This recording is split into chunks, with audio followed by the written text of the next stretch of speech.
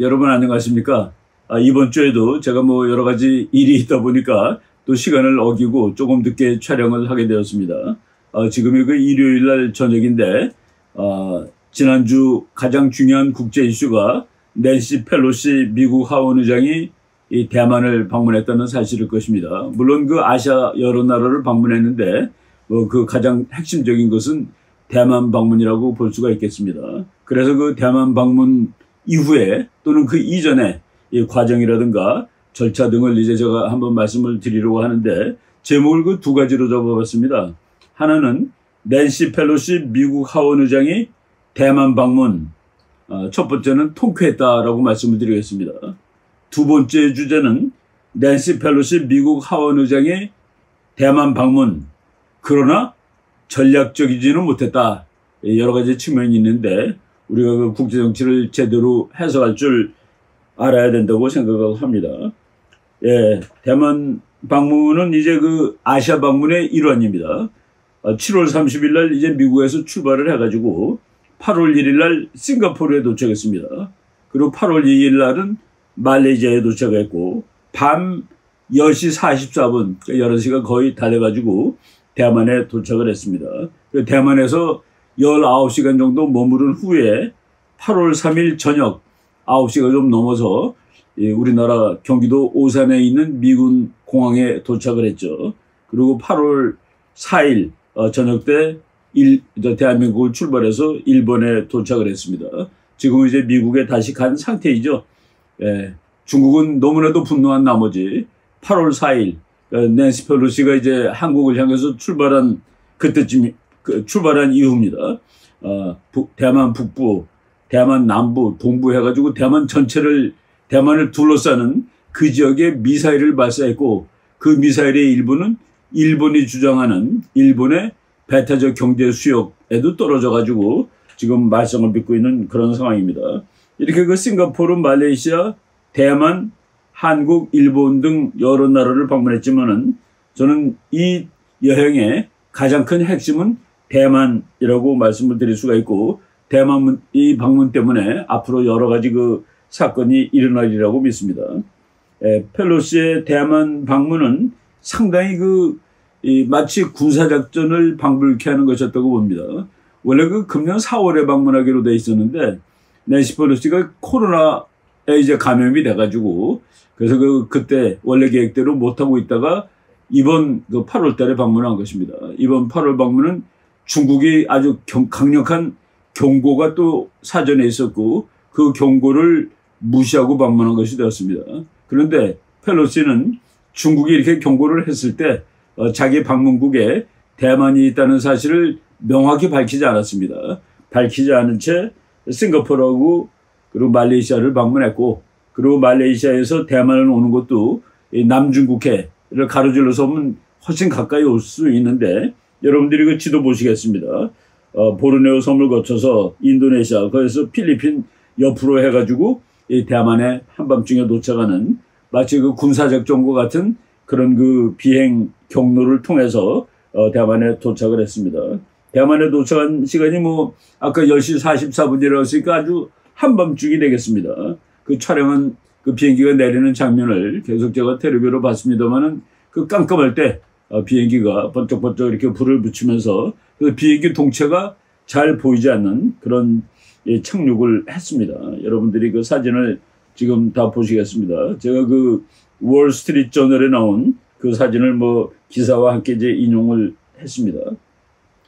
낸시 펠로시 미국 하원 의장이 분홍색 옷을 입고, 분홍색이 어떤 특별한 의미를 주는지 모르겠습니다만은 분홍색 옷을 입고 대만 공항에서 그 영접을 받는 그런 장면 사진을 보시겠습니다. 대만 사람들은 이번 기회가 아주 그 고무적이었을 겁니다. 특히 이제 엄청난 그 압박, 중공으로부터의 그 군사적 위협, 군사력 사용 위협까지 받는 가운데서 혹시 미국이 방문 계획을 취소하면 어떡할까? 미국이 뒤로 밀린다 그러면은 대만 사람들은 엄청나게 좌절했을 겁니다.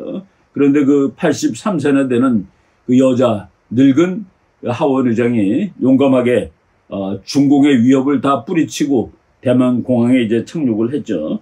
대만 사람들 열렬하게 환영하는 모습입니다. 이제 그 사진, 큰 사진 여러분 보실 텐데, Republic of Taiwan welcomes U.S. House Speaker Nancy Pelosi. 대만은 자유국가죠. 자유국가를 보통 리퍼블릭이라고 그러는데, 대만공화국은 미국 하원의장 낸시 펠로시를 환영합니다 해가지고, 뭐 이렇게 이제 시민들이 나와서 환영을 했고, 대만 타이베이를 상징하는 아주 높은 건물이 있습니다. 아주 멋있게 생긴 건물인데, 거기에는 밤새도록 불을 밝혔습니다. 지금 제가 이제 인용한 사진은 TW, 그리고 하트, 빨간 하트를 그렸어요. 사랑합니다. 그런 뜻이죠. US. 타이완은 미국을 사랑합니다. 그리고 글을 바꿔가지고 낸시 펠로시를 환영합니다. 뭐 사랑합니다. 이런 아주 열렬한 환영을 이제 나타내 보였습니다. 이것은 대만이 중국의 협박에 굴복하지 않는다. 대만 시민들이라든가 대만 정권이 중국의 위협에 굴복하지 않는다는 것을 이제 상징적으로 보여준 그런 사진들이라고 보시겠습니다. 낸시 펠로시 의장이, 하원 의장이 이제 대만의 정체를 아주 적극적으로 칭찬을 했습니다. 이제 연설문 중에 나온 말인데, We commend Taiwan for being one of the freest societies. 우리는 대만을 칭찬합니다. 왜? One of the freest societies. 여러 사회들이 많아요, 지구에. 그렇지만 그 중에서도 가장 자유로운 사회라는 사실에 대해서 우리는 대만을 칭찬합니다. 바로 옆에 정말 거대한 적국이 있습니다. 언제라도 무력을 사용해서 통일을 하겠다는 중공이 있는데, 그럼에도 불구하고 세계적인 자유민주주의 국가를 건설했다는 사실에 대해서 이제 칭찬하는 바입니다. 라고 이제 얘기를 했죠. 그리고 이제 자기가 방문한 것은 싸우려고 온 것이 아니라 이 지역을 위한 평화적인 방문이다. 라고 했습니다. 평화적인 방문이고, 대만을 세계에서 가장 민주적인 나라라고 극찬을 했다. 예. 중국이 이번에 대단히 난리를 쳤습니다. 물론 이제 난리를 여러 번 다 쳤지만은 몇 가지 이유가 있어요. 이유가 있는데, 그래가지고 협박을 했습니다. 그 협박 내용을 제가 이제 잠시 이제 읽어드릴 텐데, 이것은 우리가 배경을 알아야 되는데, 이번에 낸시 펠로시가 방문했기 때문에 더 상황이 나빠졌다, 좋아질 수 있는데 라고 보실 필요는 없습니다. 중국과 미국의 경쟁, 중국과 미국의 갈등은 이것이 거의 운명적인 갈등입니다. 패권적인 갈등입니다. 미국과 중국이 서로 싫어해서라기보다도 미국은 세계에서 패권국이고 1등이고, 그리고 중국은 그 미국의 패권에 도전하는 입장에 있습니다. 문제가 구조적이기 때문에 이 문제가 펠로시 방문 하나 가지고 더 악화되거나 좋아졌다라고 볼 필요는 없다라는 생각이 듭니다. 이미 상당 수준 진행되었던 되돌리키기는 대단히 어려운 그런 상황에서 낸시 펠로시가 방문했죠. 제가 이번에 중국이 그렇게 난리를 친 이유는 최근에 중국이 미국한테 지속적으로 모욕을 받았고 여러 가지 꿀리는 일들을 많이 당했다라는 그런 상황을 말씀드려야 될 필요가 있다고 생각합니다. 그리고 중국이 또 이토록 난리친 이유 중에 하나는 국제정치적인 측면보다는 국내적인 측면이 있었다. 금년 11월 달에 이제 시진핑 주석이 이 두 번의 임기를 마치고 세 번째로 덮어줍니다. 원래는 두 번, 이거 5년씩 두 번 해서 10년하고 마치게 돼 있는데, 시진핑이 이제 법을 다 바꿔놨죠. 거기서 법이라고 그럴 수 있을지 모르겠습니다만은, 시진핑은 거의 종신 집권할 수 있는 체제를 일단 만들어 놓고, 그리고 원래 돼 있던 10년을 마치고 지금 이제 고다음 임기로 들어가는 순간인데, 그러기 위해서는 뭔가 강력한 모습을 보여야 되고, 특히 이제 미국에 대해서 도전할 수 있는 그런 강력한 지도자의 모습을 보여야 될 그런 정치적인 필요가 있었다라고 볼 수가 있습니다. 그래서 미중 관계가 악화됐다는 그 사실, 그리고 미국이 계속적으로 중국을 모욕했다. 중국이 미국에 대해서 소위 말해서 레드라인이라는 것을 이제 설정을 했는데, 미국이 그것을 통째로 무시하였다라는 그 요소가 이번 사건의 아주 중요한 설명 요인이 되리라고 봅니다. 미국과 중국의 다툼은 구조적인 것이다 라고 이제 얘기를 했죠. 1등이 되기 위해서 서로 다투는 겁니다. 그리고 패권 경쟁은 한 나라가 그 패권 경쟁에서 탈락해야지 끝이 나는 겁니다. 그것이 평화적으로 탈락할 수도 있어요. 소련이 탈락한 것은 뭐 엄밀한 의미에서 평화라고 보기는 힘들지만은 3차 대전이라는 전쟁을 하지 않았기 때문에 사실은 냉전의 결과물로 소련이 몰락을 한 것이죠. 그래서 소련은 패권 경쟁에서 밀려났습니다. 바로 이제 그 다음이 한때는 일본이라고 얘기한 적도 있습니다. 그리고 이제 중국이 지난 한 20년 정도 미국에 대한 패권 도전국으로 이제 인식이 되고 있는 것이죠. 그것을 그라함 T. 앨리슨 같은 미국의 그 유명한 학자는 Destined for 전쟁을 향해서 달려가는 운명이다. 투키디데스가 아테네와 스파르타의 싸움을 스파르타는 그때 이제 제일 강한 나라가 스파르타죠. 그리스 도시 국가 중에서. 그래서 투키디데스 트랩이라는 개념까지 만들었는데 바로 그 상황이 미국과 중국 사이에서 전개되고 있는 것입니다. 이것은 꼭 트럼프 때만 그런 것도 아니고 바이든도 마찬가지예요. 바이든이 대통령 되고서 이제 취임하고 한 2달밖에 안 됐을 때 그 연설을 했는데 중국이 최강국이 되는 일은 없을 것이다. 자기가 있는 한 중국은 최강국이 되지 않는다. 그리고 몇 달 전에는 그 기자회견에서 중국이 대만을 공격하면 미국은 어떻게 할 겁니까? 그랬더니 전쟁하러 간다라고 얘기했습니다. 이렇게 이 미국과 지금 중국의 관계는 뭐 대통령이 누구냐에 따라서 별로 다르지 않고 구조적인 관계다라고 말씀을 드릴 수 있죠. 그리고 중국은 사실 도발을 많이 했습니다. 오바마 대통령 때는 중국의 도발을 지금 나중에 세월 지나고 보니까 오바마가 잘 못했다고 그러는데 여러분 뭐 지금 그림 몇 개 보시겠습니다. 미스치프 리프라는 섬도 아닌 곳을 이제 중국이 가서 시멘트도 붓고 진흙도 붓고 해가지고 제대로 된 섬, 번듯한 섬으로 만들어 놨습니다. 활주로도 만들어 놓고 그 미국이 이거 뭐냐 왜 여기다 군사기지 만드냐 그랬더니 군사기지가 아니라 과학 발전을 위해서 한 것이다 라고 했는데 미국 인공위성이 중국의 전투기들이 거기 앉아있는 사진을 찍어가지고 뭐 이런 식으로 미국과 중국 사이에 아주 그 심각한 군사 갈등이 점점 커지고 있었던 것이죠. 그리고 중국은 그렇게 인공섬으로 만들어 놓고 인공 그 군사기지를 만들어 놓고 그 인공섬에는 영해를 만들 수 없다는 그 국제법이 있습니다. 그런데 영해를 선포하고 중국이 영해를 선포하면은 영해는 한 22km쯤 됩니다. 해안선으로부터 22km 정도까지를 그 나라의 바다로, 그 나라의 영토로 쳐주는 거예요. 그러니까 중국이 그렇게 선언하면은 그것은 국제적으로 불법이지만은 어느 나라가 그것을 감히 여기겠습니까? 경고하는데 중국이 무단 침범하면 발포한다고. 그런데 미국은 중국이 설정한 그 소위 말해서 영해를 그대로 그냥 군함들이 가로질르는 그리고 그 군함들이 가로질르는 것을 뭐 그 항해의 자유를 위한 작전이라는 그런 이름으로 이제 이 배들이 지나다녔습니다. 미국 군함들이 깃발을 크게 펄럭이면서 여러분 지도 보시겠습니다. 여기 그 조그만 그 연두색으로 된 거가 중국이 만든 인공섬입니다. 인공섬에는 영해를 선포할 수 없음에도 불구하고 중국이 영해를 선포했습니다. 이 남진해에 그런 섬들이 많아요. 다른 모든 나라 배들은 귀찮으니까 다 피해 다닙니다. 그냥 가도 되는데 법적으로는. 그런데 미국의 군함들이 가로질렀다는 그것을 나타내주는 그 지도 보시겠습니다. 그런데 그 배들은 미국의 군함들은 엄청나게 큰 깃발을 옆으로 이렇게 휘날리면서 갑니다. 그 섬에서 있는 중국군들이 미국 배가 지나가는 것을 아주 눈으로 분명히 보는 것이죠. 저는 이 사진을 보면서 한번 상상을 해봤습니다.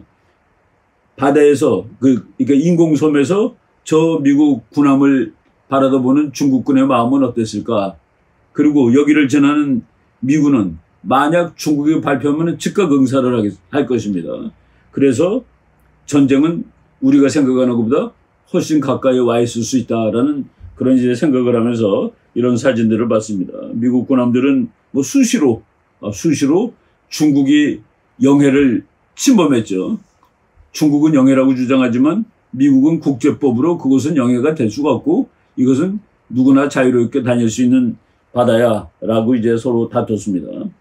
이것도 작년 5월 달에 있었던 일인데 중국 항공모함이 이제 뭐 바다에서 이제 행진을 하는 겁니다.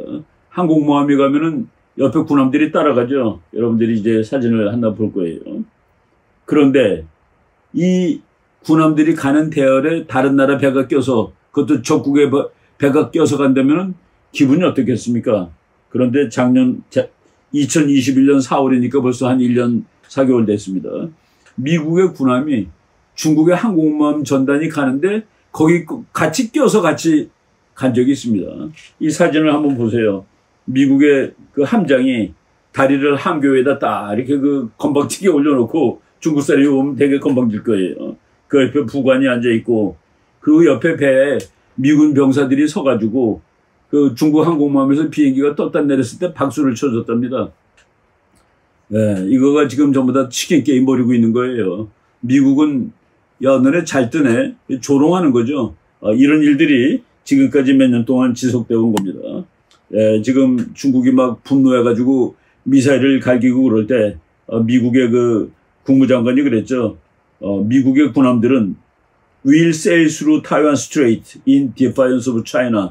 중국을 거부하기 위해서, 중국이 그럼에도 불구하고 오늘도 타이완 해협을 그러니까 항해한다. 타이완 해협은 대만하고 중국 사이에 있는 바다로 개념성으로는 공해지만은 중국이 보기에는 우리 안쪽 바다야 라고, 우리의 지중해야 라고 생각할 수 있는 데인데 거기에 미국 군함들이 막 달리고 있는 겁니다.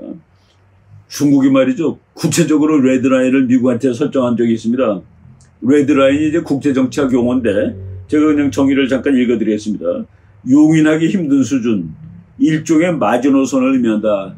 마지노선이라는 것은 1차 대전할 때 프랑스가 이제 독일이 공격이 올 줄 모르니까 거기다 그냥 아주 튼튼한 방어선을 만들어 놨어요. 아주 그 튼튼한 방어선을 우리가 마지노선이라고 그럽니다. 뭐 물론 이제 독일이 옆으로 피해서 이제 다른 쪽으로 벨지움을 통해서 침략을 했습니다만은, 쉽게 말해서 더 이상 허용할 수 없는 마지막 한계선이다. 그래서 우리가 레드라인을 넘었다 그러면은 내가 이제 레드라인을 여기다 설치를 했는데 저 상대방이 넘었어요. 그럼 나는 극단적인 조치를 취할 수 있다라는 그런 경고입니다. 국제정치에서는 보통 모든 수단과 방법을 동원해서 응징하겠다 할 때 레드라인을 그는 겁니다. 중국이 대만 관련해서 미국에다 그은 레드라인이 아주 간단합니다. 1. 미국의 고위급 관리들이 대만을 방문하지 말 것. 미국, 너는 중국을 하나라고 얘기했잖아. 그런데 왜 대만에 그 높은 사람들이 자꾸 가는 거야? 그게 이제 중국이 분노하는 것이죠. 2. 미국의 여객기가 가는 건 괜찮아요. 그런데 군용기는 대만에 착륙하지 말 것. 그렇게 한 것이 이제 2020년 여름 8월 무렵입니다. 중국이 그렇게 레드라인을 했는데, 그러면은 만약 미국이 이것을 어기면 어떡할 건데, 중국의 장관급, 미국의 장관급이 대만을 방문하지 말라고 그랬고 미국의 군용기가 대만을 방문하지 말라고 그랬는데, 미국이 어기면은 중국은 미국의 그 비행기를 격추시키거나 또는 대만 공항을 폭파시키겠다라고 이제 협박을 했습니다. 그러고서 지난 2년 사이에 미국이 한두 번 어기질 않았습니다. 제가 이제 쭉 이제 추적을 해보면은 처음에는 군용기인지 민간기인지 애매한 비행기를 띄워서 보냅니다. 그런 거 많잖아요. 그죠? 군용기하고 민간기가 거의 비슷한 거, 색깔만 다른 것들이 많습니다. 그런 걸 보내고, 그 다음에는 민간 여객기에 장관급 높은 사람을 보내고, 그러다가 군용기에다가 높은 사람을 태워서 보냈다. 그런데 중국이 거기에 대해서 별 반응을 못했습니다. 가장 최근의 모욕은 금년 5월 달에 있었던 일입니다. 제가 이충근 TV에서 한번 방송을 했던 것 같아요. 여러분 지금 이 사진을 한번 보세요. 비행기. 저 무지막지하게 생긴 비행기입니다. C-17 글로브 마스터라는 비행기인데, 이 비행기는 정말 진흙바닥에서도 내리고 뜨고 그러는 비행기예요. 그러니까 미국의 아주 대표적인 전략 수송기인데, 이 비행기가 대만을 방문했는데, 대만 공항에 내렸는데, 이 비행기 속에는 미국 상원이 3명이나 타고 있었다. 이거는 보통 모욕이 아니죠. 비행기 내리지 말라, 군용기 내리지 말라, 높은 사람 오지 말라고 그러는데 군용기에 높은 사람 3명, 상원연이 무려 3명이나 타고 갔었다. 그래서 그것이 금년 5월 달입니다. 바로 원래 낸시 펠로시가 계획대로 한다면 이거보다 먼저 갔어야 되죠. 그런데 이제 8월 달에 방문했는데, 그리고 이제 그때도 뭐 미국 상원의원 지금 여러분 사진 보시겠습니다. 낸시 펠로시는 아니지만은 상원의원인데 휠체어 타고 다니는 여자예요. 그 외에도 최근에 말이죠. 우리나라 사람들은 이제 거기에 대해서 깊은 그 생각을 안 하고 있는데, 금년 3월 달에 한국 정부가 보수 정권으로 바꾼 다음에 미국이 한반도 부근에서 엄청나게 많은 군사작전을 합니다. 미국의 그 트리폴리라는 상륙 강습함, 여기는 그 F-35라는 최신의 비행기를 뭐 18대 내지 20대 싣고 다니는 비행기입니다. 그리고 USS 아메리카, 이것도 트리폴리랑 같은 급의 준항공모함이죠. 그렇지만은 F-35를 실었기 때문에 중국의 어떤 항모보다도 훨씬 힘이 막강합니다. 이 배가 왔었고, 그 다음에 로널드 레이건은 항상 와 있고, 이 배는 무항이 일본의 요코스까지요. 그리고 또 이제 뭐 위기가 있을 때마다 이 동네에 달려오는 그 미국 항공모함 USS 아브라함 링컨, 이것들이 한국 해역에 나타나면 북한만 떱니까? 중국도 엄청나게 화가 나고 중국도 무서웠다라는 그 얘기입니다. 금년 5, 6월 달 얘기죠. 북한이 도발할 것에 대비해서 미국과 한국 공군이 어마어마한 공중훈련을 합니다. 그 훈련은 또 놀랍게도 대부분이 서해바다입니다. 서해바다에 미국 공군하고 한국 공군이 때를 지어서 훈련한다. 아마도 중국은 상당히 불안감을 느꼈을 거다. 북한과 마찬가지로. 이 여러분 사진 보면은 이건 2022년 6월 8일 날 중앙일보에 게재된 사진을 제가 이제 인용을 한 것인데, 비행기가 20대가 날았습니다. 최신형 전투기. 거기에 이제 한국군 전투기 16대, 미군 공군 4대 해가지고 연합훈련을 했죠. 이런 것들은 아마 김정은이도 쫄았지만은 시진핑 중국도 엄청나게 화가 났을 것이다 하는 그런 얘기입니다. 7월 15일 날에는 정말 중국이 정말 부러워하고 무서워하는 F-35 비행기들이 한국과 미국의 그 F-35 편대가 또 연합훈련을 하였다. 이런 것들이 최근에 다 중국을 위협한 요인입니다. 그래서 이미 미국이 중국의 레드라인을 여러 번 넘었지만은 낸시 펠로시는 계급도 또 더 높죠. 미국에서 이제 대통령 임기서열 3위입니다. 대통령이 6호가 되면은 부통령이 하고, 부통령은 상원의장을 이제 겸직하죠.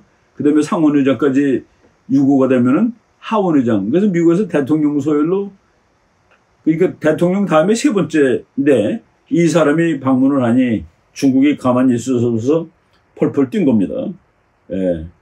펄펄 뛰었는데, 사실 미국에서 약간 좀 이 행동을 단일적으로 못했어요. 중국에 이제 가기 전에, 대만에 가기 전에, 지난달 20일입니다. 조 바이든 미국 대통령이 군 관계자를 인용해 좋은 생각은 아닌 것 같다라고 얘기를 했습니다. 우리 군이 지금은 좋은 때라고 생각하지는 않는 것 같다. 그래서 미국에서 난리가 났습니다. 아니, 그래도 하원 의장이 간다면은 대통령이 적극적으로 그 뒤를 밀어줘야지. 이건 또 뭐야 하면서. 뭐, 미국도 지금 문제가 있긴 있어요. 금년 11월 달에 민주당이 허약한 당이라고 생각하면은 공화당한테 대패할 가능성이 있습니다. 그래서 어떤 그 사건을 안 만드는 게 좋은 상황이죠. 이런 상황에서 이제 낸시 펠로시가 가는데 그 미국의 대통령과 하원 의장이 조금 갈등이 있었다는 그런 겁니다. 당장 미국 언론이 나오죠. 제가 포스뉴스에서 봤는데 제시 와터스라고 아주 괜찮은 앵커맨입니다. 왜 바이든은 중국한테 약한 모습을 보이냐? 그리고 바이든은 오히려 바이든's upset at Nancy's Taiwan trip. 바이든은 낸시가 하원 의장이 대만을 가는 데 대해서 업셋됐다는 거 뭡니까? 기분이 불쾌했다, 뭐 그런 거죠. 이런 식으로 지금 미국에서도 방송에 나왔습니다. 그런데 중국의 공식 보도는 아닙니다.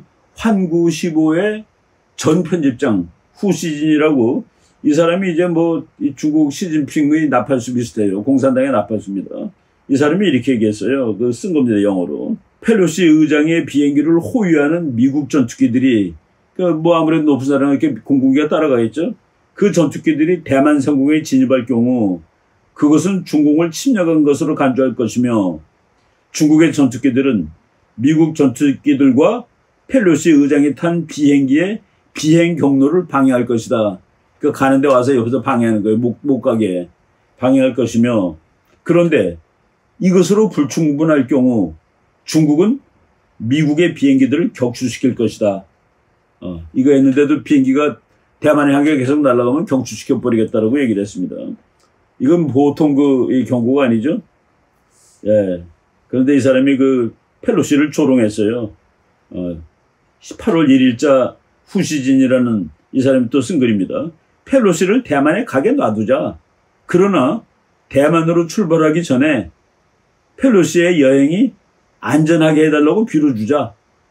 그리고 그녀가 대만 해협에서의 군사적 충돌이 대규모 전쟁으로 확대되는 과정을 시작하게 한 역사의 죄인이라고 규정되는 것이 그렇게 되지 않도록 기도해 주자. 이건 조롱하고 겁준 겁니다. 그래서 우리들이 야 혹시 미국이 이럴 때도 갈까? 이거 완전히 치킨 게임이에요. 갈까 했는데 낸시 펠로시 용감하게 갔습니다. 그거 하기 전에 시진핑과 바이든이 전화로 이제 회담을 했죠. 뭐라고 그랬습니까? 시진핑이 그냥 그 중국에서 나온 영어입니다. Those who play with fire will perish by it. 불장난하는 놈은 불에 타 죽을 것이야. 라고 겁을 줬습니다. 여기에 대해서 또 미국 공화당이 아주 펄펄 떴습니다. 여기서 만약 낸시가 안 간다면은 그러면은 미국이 시진핑의 승리를 갖다 주는 것이야. 미국 방송들에서 다 가라고 얘기를 했고 그리고 이제 여행을 시작했습니다. 싱가포르에 내렸을 때까지도 대만까지 갈지는 몰랐는데 대만을 이제 갔죠. 뭐 중국은 대만은 열렬하게 이렇게 그 길에다 큰 Welcome to Taiwan, 스피커 펠로시 해가지고 펠로시의 의장의 대만 방문을 환영한다고 했고 밤에 아까 말했듯이 분홍색 옷을 입고 내렸습니다. 예, 그래서 미국 언론들이 중국의 위협에 당황 혹은 동요하지 않은 미국이다. 예, 미국은 치킨 게임에서 중국을 완전히 깨놨습니다. 치킨 게임이 이제 국제정치학자들이 많이 하는 얘기인데 두 나라가 옛날에 그 깡패들이 A라는 깡패가 내가 왕이야. B라는 깡패는 아니지 내가 왕이야. 그럼 누가 더 왕이지 한번 겨루어보자. 그래놓고서 똑바로 댕기면서 자동차를 타고 서로 와서 받는 겁니다. 그러면 이제 받치면 둘 다 죽어요. 그런데 약한 놈이 먼저 피하겠죠. 둘이 다 피하면 그게 최고입니다. 근데 둘이 다 가면 최악이 다 죽어요. 근데 피하는 놈, 안 피하는 놈, 안 피하는 놈은 이제 당분간의 통쾌함을 얻을 겁니다.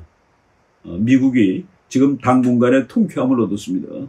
낸시라는 뭐 나이가 83세니까, 근데 그런 그 여인이, 중국의, 깡패 같은 그 위협에 굴하지 않고 당당하게 가서 민주주의를 옹호해주고 대만을 지지해주고 왔다 하는 의미에서, 이겼습니다. 예, 마지막으로 이제 이 사람이 어떻게 얘기했는지 후시진이가 이제 도착한 데 대해서 또 분노를 했죠. 펠로시가 대만에 도착했고 미국과 중국이 대만 해협에서 대규모 경쟁을 벌이는 시대를 열었다. 예, 이건 아까 제가 이미 열려 있었던 시대입니다. 이것이 더 악화될 수도 있을지 모르겠습니다만 당연히 악화가 되는 것이죠. 이 행동 때문에 악화되는 게 아닙니다. 펠로시가 방문하지 않았으면 좋아질 것인데 악화되는 것은 아니다. 라고 말씀드리겠습니다. 후시진 얘기를 더 읽으면은 대만은 중국 본토에서 가깝고 중국은 충분한 카드들을 들고 있다. 우리는 그 카드를 하나씩 자신 있게 사용할 것이다. 중국 해방군은 어떻게 행동할 것인지를 이제 서서히 발표할 것이다. 이제 겁을 주고 이거는 분노를 이렇게 표출한 겁니다. 그래서 대만이 이제 요번에 중공이 모욕을 당했죠. 제가 뭐 그냥 좋아하는 그 기자인데 이름이 마이클 휴만이라는 사람입니다. 이 사람은 중국의 역사에 관해서 책도 몇 권 썼고 보면 슈퍼파워 인터럽티드. 중국은 본시 슈퍼파워였는데 지난 이제 뭐 몇십 년 동안 중국이 그랬죠. 잃어버린 100년이라고. 슈퍼파워인데 그 슈퍼파워가 이제 당분간 종지되었다라는 그런 내용의 책이고 공자에 관한 책도 쓴 사람입니다. 이 기자가 뭐라고 썼냐면은 논문 하나 썼는데 아틀란틱이라는 잡지에 The Gamble of Nancy Pelosi. Nancy Pelosi's visit to Taiwan. 낸시 펠로시가 타이완을 방문한 것은 갬블이 뭡니까? 그저 도박이죠. 낸시 펠로시의 도박했는데, 낸시 펠로시는 물론 대만조차도 시진핑의 콧구멍을 정면에서 쑤셨다라고 썼습니다. 아유, 모욕을 왕창 주었다라는 그런 얘기했는데, 이제 과연 미국은 통쾌했습니다. 치킨 게임에서 이겼어요. 중국은 피했는데 미국은 정말 제가 이제 학생들한테 그랬습니다. 역시 그 힘이 있어야 된다라고 그랬는데, 그것이 그거로만 끝나는 것은 아니다. 앞으로 상황이 더 나빠질 수도 있다라는 그런 측면에서 낸시 펠로시의 방문이 통쾌는 했지만은 전략적으로도 타당한 것이었느냐를 한번 살펴봐야 되겠다라는 생각이 들었습니다. 제가 이 첫 번째 주제는 여기서 일단 마치고 그 다음 주제를 설명드리기로 하겠습니다.